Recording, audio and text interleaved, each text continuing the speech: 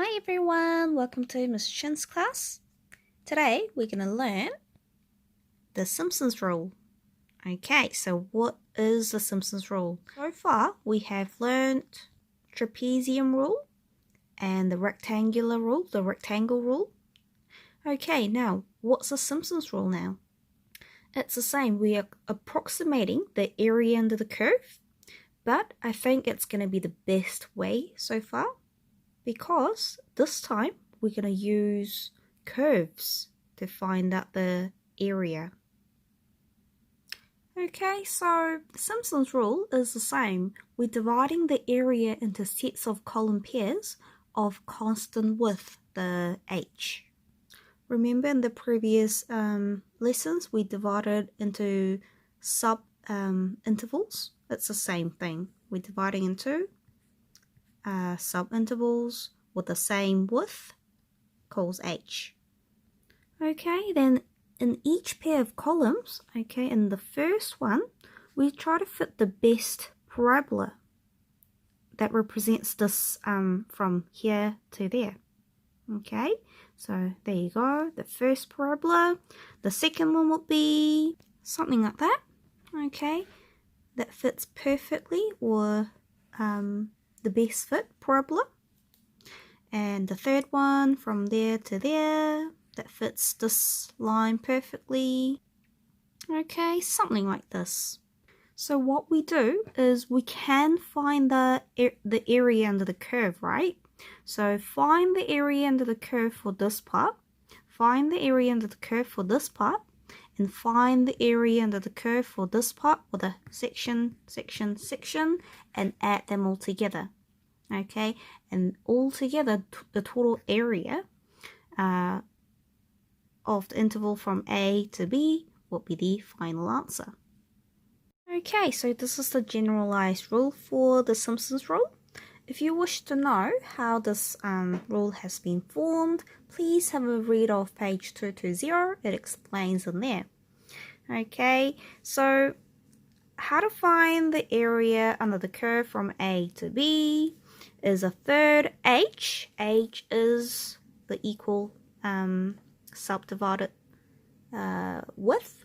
Yeah, so remember that's the end minus the start, B minus A, divided by the subinterval. There you go, there's a formula for it, so you apply it in there.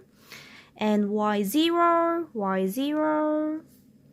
yn, it's the start and the end, plus 4 times 1, 3, 5, la di da di da, these are all the odd ones, times 2, 2, 4, 6, 8, these are the even ones. Okay, like this. So remember, when you're making the table for Simpson's rule, this is for trapezium rule. Okay, remember we did y0 and yn, the start and the end, and we added it together, and y others, added all together, right? Instead of this column, what I'm gonna do is y odd here and y even there, and add up all the odd ones, add up all the even ones. Okay, right, so that we can easily add these two, get one number there, add all that number, okay, and easily multiply by 4, get a number there, multiply by 2, and to get the solution.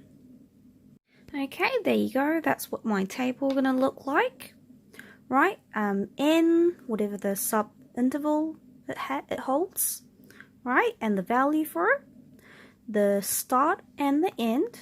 So you need to erase all the other line for it because that's the start, and you need to erase all the other columns because that's the end.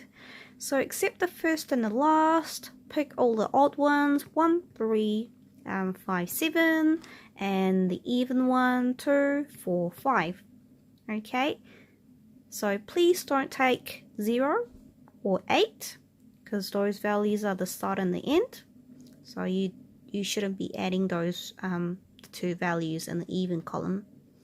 Okay, If I read the question, this is the function and they want to find the area between 0 to 4 using 8 subintervals. Okay. As I said, I'm not going to draw the graph anymore, but I'm going to use the number line from 0 to 4 using 8 subintervals. I'm going to divide it by 8 like this. Okay, so I have 1, 2, 3, 4, 5, 6, 7, 8. Right, and it's going to hold the same h value, the width.